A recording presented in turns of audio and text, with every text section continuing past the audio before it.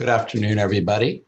I thank everyone for coming and for being part of this. This is something we never really expected to have to do, but I want to thank Ashley Mills and Jennifer Rosenzweig and my colleague Rabbi Morgan for all of their hard work and allowing us an opportunity to still teach, to still reach many of you, to still give us an opportunity to teach Torah and to help all of us prepare for the holiday of Passover. Obviously, this is a very unprecedented time. I don't think anyone could have ever predicted we'd be dealing with a pandemic, but I am very confident that as Judaism has adapted to the times and throughout the ages, our tradition, our people have always adapted to any crisis. We'll get through this crisis as well. We'll still make sure that we are teaching Torah, that we are learning, that we are growing as Jews, that we are celebrating Shabbat and holidays as the best we can. And at the end, we'll overcome. Really, in our tradition, every Jewish holiday has an opportunity for growth. Every Jewish holiday gives us an opportunity to grow as people and to grow as Jews. The rabbis teach us that, for example, Sukkot, it's a time of Zman Simchatenu. Sukkot is a time of joy. Sukkot is a time to think about our own lives and are we happy? Do we get happiness and joy out of life? Yom Kippur is a time, of course, to work on forgiveness. Are we forgiving of others? Are there others that we should seek forgiveness from? We think of Shavuot when we receive the Torah. Shavuot is a time to think about the Torah. And do we take the Torah seriously? The mitzvot, the commandments, the laws and stories. Are we knowledgeable enough in Torah? Passover is a time of freedom. It's one of freedom. Hiratenu. It's a time in which we think about our own lives. Of course, we as modern day Americans are free. Not so much right now or the next couple of weeks, but we live free lives. We are the freest people the Jewish world has ever known. We have more freedoms. We have more democratic freedoms. We're very blessed today to live in a liberal democracy like the United States. But what our tradition is also teaching us, it's not just about our personal physical freedom. And in many ways, it's really about our spiritual freedom. Are we spiritually free? Are there ways that we need to grow spiritually? Are there ways that we can be more free and how we interact with our spouses and our children, with other people? Passover isn't just about the physical freedom that our ancestors went through when they left Mitzrayim, when they left Egypt, and they left Egypt on their way to the land of Israel. Spiritual freedom is something that you and I can relate to as well. It's something that even though, thank God, we weren't slaves in Egypt physically, are we still slaves? Are we still slaves to our stresses and our worries and our concerns? Are we stresses in the way in which we think about other people and criticize other people internally or externally? Are we slaves in the way in which we live our lives, not allowing ourselves to truly get the most out of our lives? This is in many ways what Passover is really about. And something I think all of us can relate to.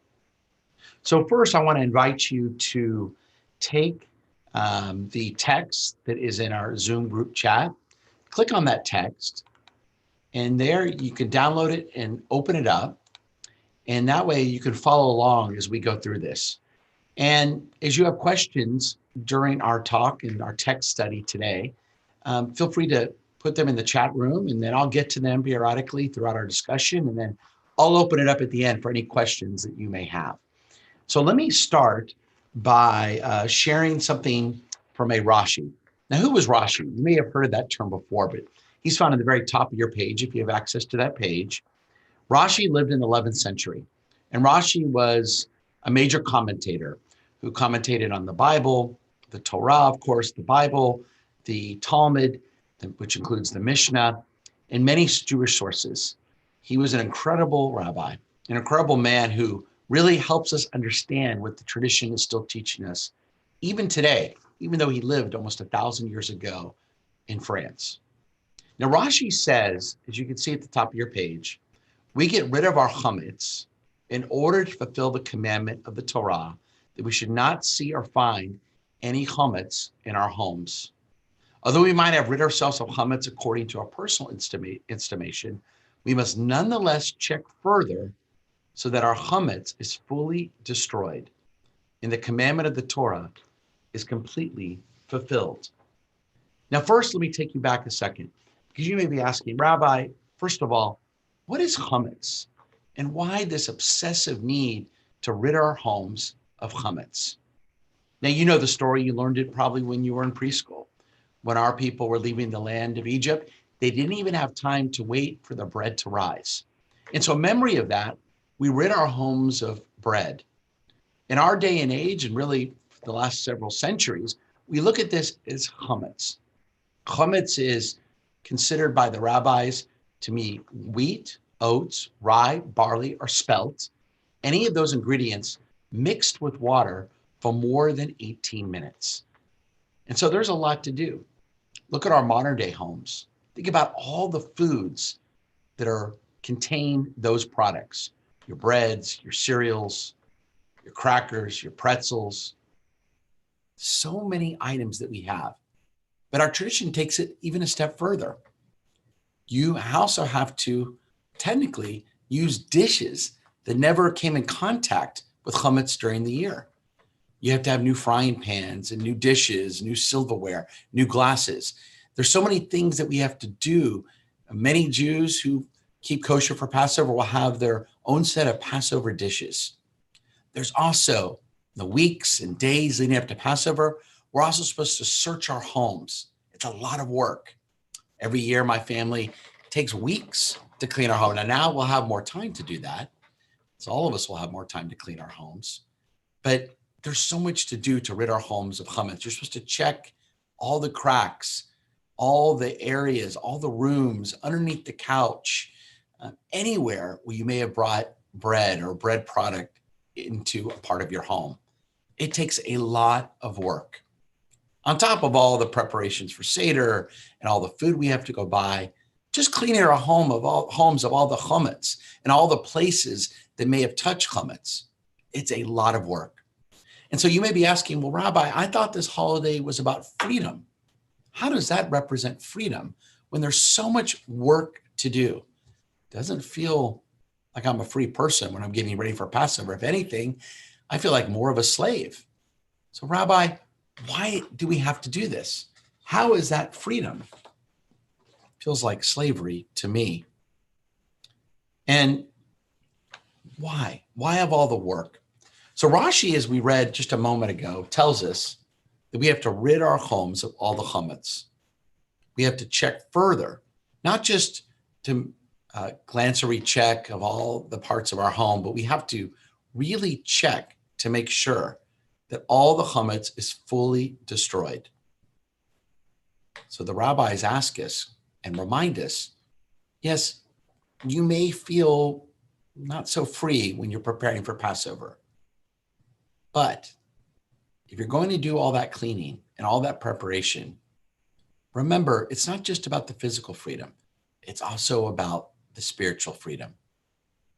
And perhaps going through that trouble in our homes, going through all that work, not only makes us appreciate the holiday more, it sets the tone for what the holiday is all about, but perhaps going through that process can remind us to also work on our spiritual freedom. And there are three parts of that spiritual freedom that I wanted to address with you this afternoon. The first one, as you see on your text sheet, is from arrogance. This comes from my favorite Haggadah, the Haggadah of the Shalom Hartman Institute. It's a Haggadah called A Different Night. It's one I use every year during my Passover Seders at home or in the congregation. And the first one says it's a way to represent spiritual freedom from arrogance. So let's read what this text has to say. What does that mean, a spiritual freedom from arrogance? The obsessive search and destruction of chametz from our homes has spiritual as well as ritual overtones. Yeast came to symbolize arrogance because the bread raised itself above the level of matzah, though it was only filled with pockets of hot air. Yeast is also a catalyst that symbolizes the restless forces of evil inclination, the Yetzer Hara.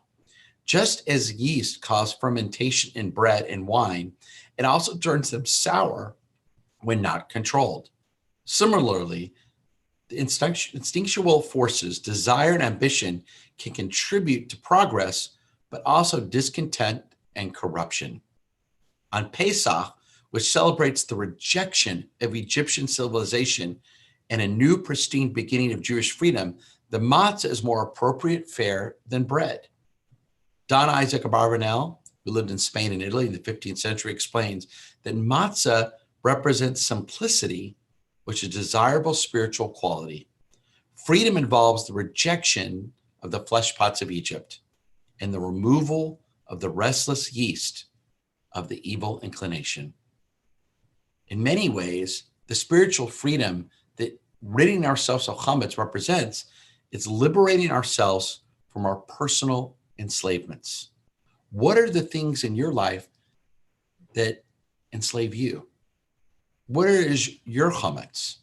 Where are times in your life where you're not humble, where you treat others like they're not as good as you, where you appear arrogant, conceited in front of people, even that you love? Where are times in your life where we need to self-examine how we behave, what we think, how we act, how we feel? The rabbis, in a very ingenious way, look at the leavened bread as bread that is not humble, but bread that is full of hot air, full of arrogance. But the matzah, which is flat and low, represents the true humility we hope to seek out in our lives. It's about living a life of humility. Now, humility, according to the masters of Musar, doesn't mean that we don't live our lives full of confidence. We can be confident in our ability, but true humility is taking full access, taking full benefit of the talents God has given us, but also respecting other people for their talents, their assets, their strengths, and even their weaknesses. It's about reminding ourselves that we have weaknesses too. It's about reminding ourselves that true humility is to take full advantage of our strengths and work on our weaknesses. And it's also about appreciating other people's weaknesses, helping them with their weaknesses, and respecting and appreciating their strengths. Where is your chametz? Where are you still living with arrogance? And where do you need to be more humble in your own approach to life? I love that the rabbis remind us that we have an opportunity to rid ourselves of that arrogance on the holiday of Passover. I have a good friend every year as he prepares for Passover. He literally, in the weeks coming up to Passover, he writes down on a piece of paper all the areas of his life, all the times over the past year since the last Passover when he wasn't as humble as he should have been, when he came across arrogant or conceited, when he thought he was better than someone else just because of the job that they have or the home in which they live in. He wrote down all the times in which he even forgot, or even forgets, as he still does this, of course, even forgets that really, in the end, we're all creatures of God. In the end, we all should be humble before our Creator God. So he writes all these down on a piece of paper, and then the morning of Passover, the morning leading up to Passover, that morning of the Seder, first Seder, we have what's called Be'or Chametz, which we burn all of our chametz. So we take some samples of chametz that we've rid our homes, and we literally burn them that morning. It's a further symbolic opportunity to rid our homes of chametz. He then takes that list of all the times in which he wasn't humble, when he acted as if he had hot air, when he was like that leavened bread. He takes that piece of paper and he puts it in the fire. He burns that because that's his spiritual chametz.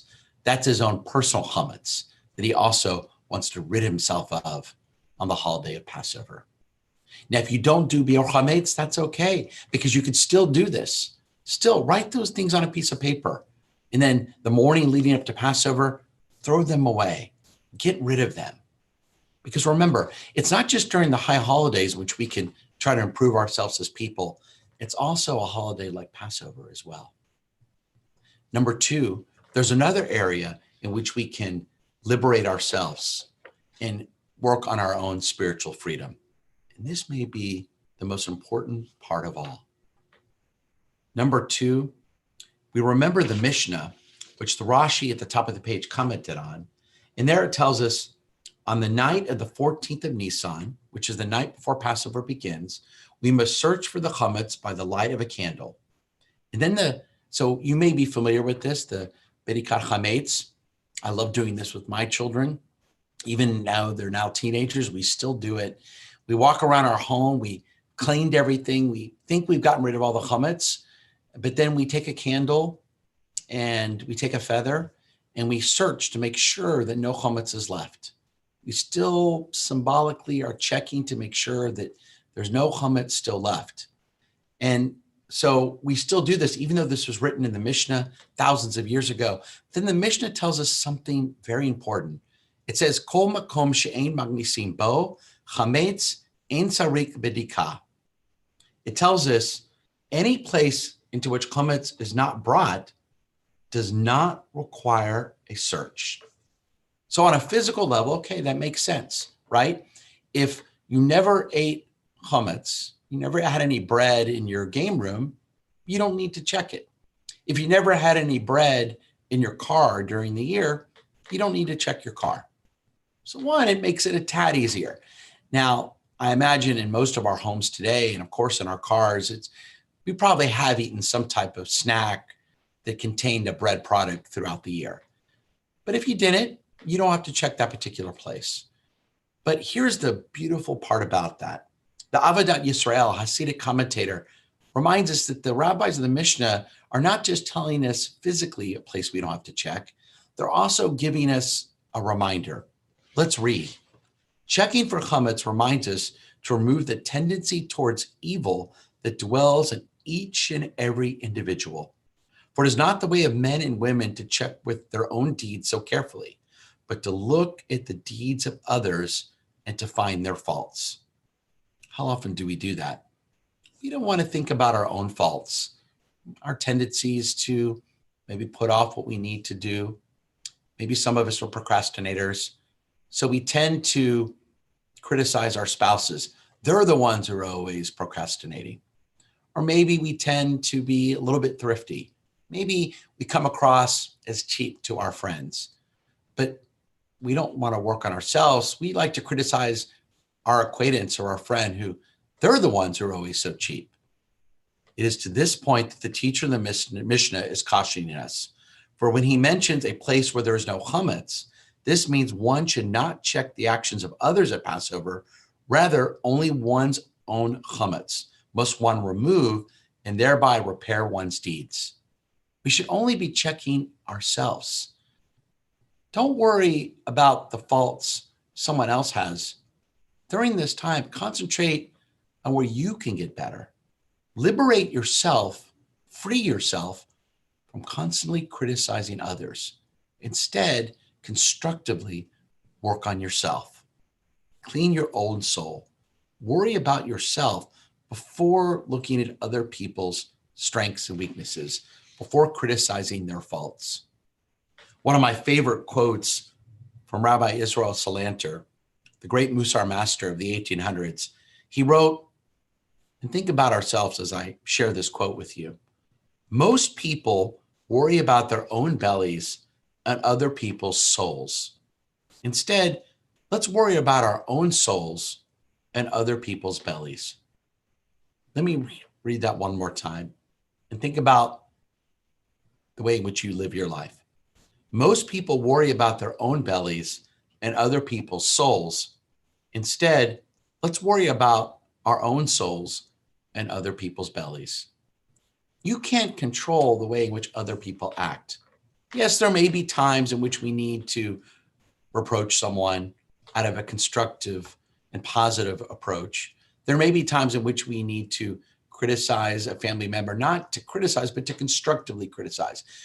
But most of the time, that's not our concern.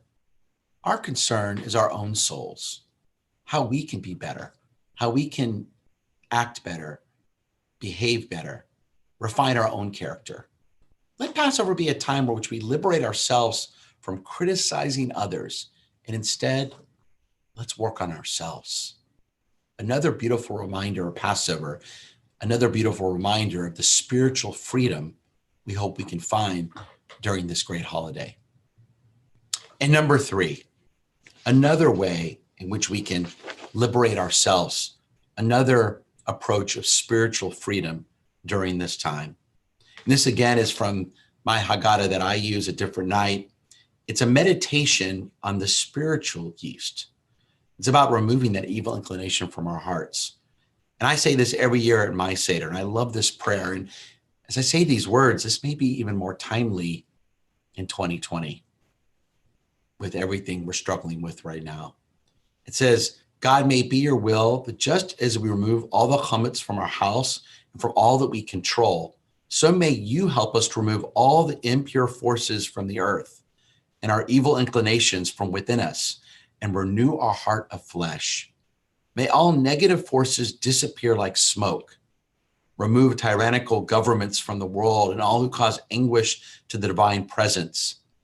Blow them away with the spirit of justice, just as you did to Egypt and their idols in those days long ago. Liberate the world. In many ways, how we act towards others is one way in which we can liberate the world. But there are other ways too. What causes are we involved in? What organizations do we help? Do we give to tzedakah? Are we aware of what's going on in our world? Yes, in many ways, the spiritual preparation for Passover is about ourselves.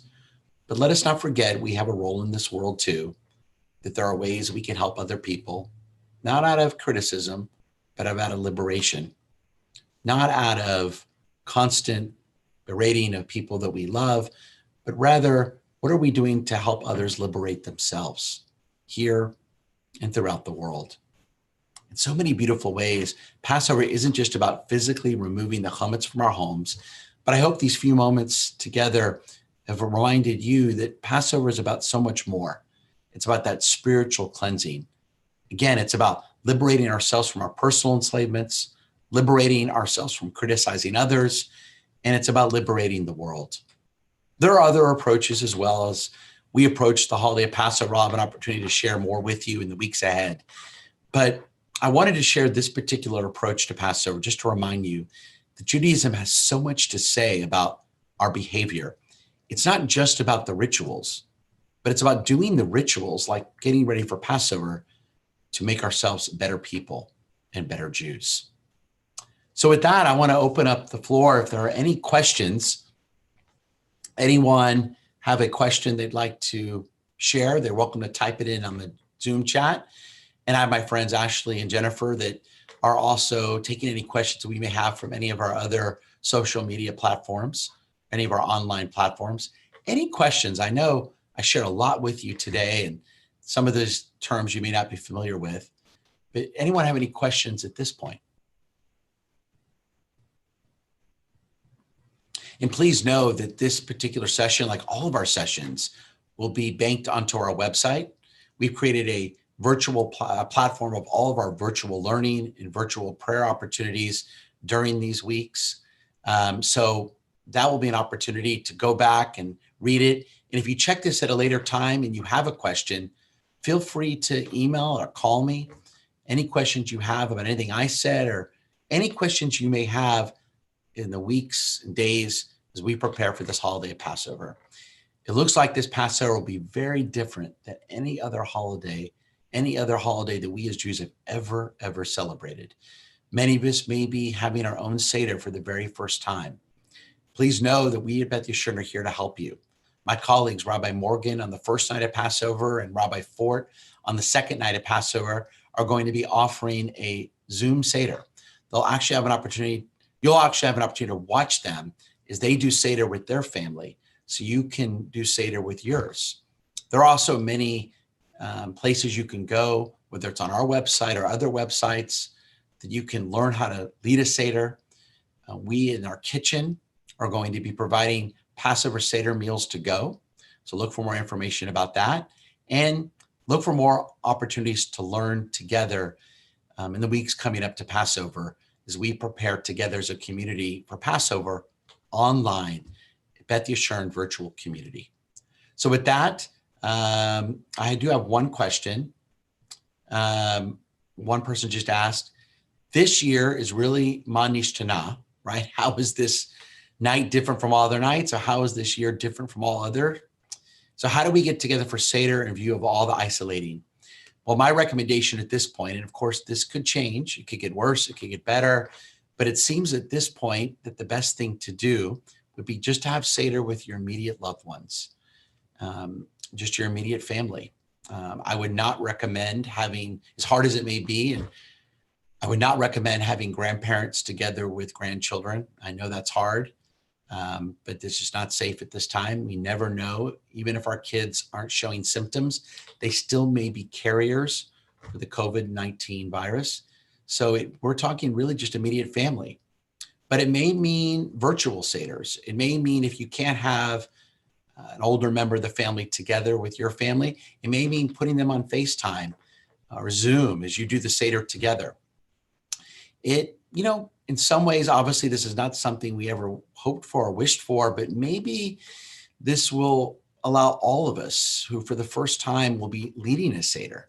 Maybe if you're going to be leading a Seder for the very first time, now's the time to read up, to get a Haggadah that's more user-friendly, to study up so you can lead a Seder. It may just be 3 of you, 4 of you, 5 of you, but that's okay. Now's your time to learn. Well, how do I do a Seder? I've never had to do it before. Grandpa always did it. But now's your chance to learn how to do it. And so we've got a few weeks, but I would prepare for that. We have the tools and resources we're happy to share here at Beth Yeshurun. But now's really perhaps a first time that many people will be leading a Seder. And maybe that's a good thing because, look, we always are looking for ways to become more knowledgeable Jews and to learn more about our tradition. It's going to be very interesting to see. I've already heard it termed BC and AC, before Corona and after Corona. How's Judaism going to change? How are we going to change as people? This will be a Passover unlike any other in the history of our people. How we practice Passover this year will perhaps change how we forever keep Passover. So thank God in Houston, the grocery stores are open. You can still get Passover food. We still have virtual platforms to learn. There are incredible websites. I recommend myjewishlearning.com. It's a terrific website, myjewishlearning.com. And there are great resources for us as non-Orthodox Jews where we can really learn how to conduct a Seder. And of course, reach out to any of your Beth Yeshurun rabbis. There are just terrific resources online in our day and age that I think can provide really anybody, no matter how limited you are in your Jewish knowledge, to lead a Seder. But now's the time to start preparing. Again, if you watch this afterwards and you have a question, call me, email me. I'm so glad that we had many people here together today to learn a little bit. I'll end with this. I spoke just a few minutes ago about how this, in many ways, changed the Jewish world when we're done with this virus. Maybe another way it will change us for better is remind us that there are great learning opportunities online. And maybe it will encourage us at Beth Yeshurun to do more teaching online. I know in our busy day and age, I know for some of us, it's just easier to learn online, to have these virtual discussions through Zoom and FaceTime and other social online platforms. So perhaps that's something we're going to be doing more of when we get to AC after Corona. With that, I wish everybody an early Chag Kasher Sameach, a happy and early Passover, and I hope to see all of you soon. Rabbi Fort will be leading our 6 p.m. weekday prayer opportunity, our evenings opportunity this evening at 6 p.m. And then tomorrow evening, our Shabbat renewal service will be online. It will be Cantor Finkelstein and myself and a few other people just to constitute a minyan. We've already selected those people, so please do not come if you haven't been asked to come and help us constitute a minyan. But please do watch us through our live streaming opportunities. You can find it on our website. We're going to be doing the service. I'm going to be addressing all those who watch let us not forget about the extraordinary gifts we still have that the coronavirus can't ever take away from us. So I'll be talking about that as Cantor Finkelstein leads us through prayer and through song and melodies that we love about Shabbat. So watch us online. Continue to look for further updates. Stay safe. Stay at home if you can. And thank you, everyone, for tuning in. Bye-bye.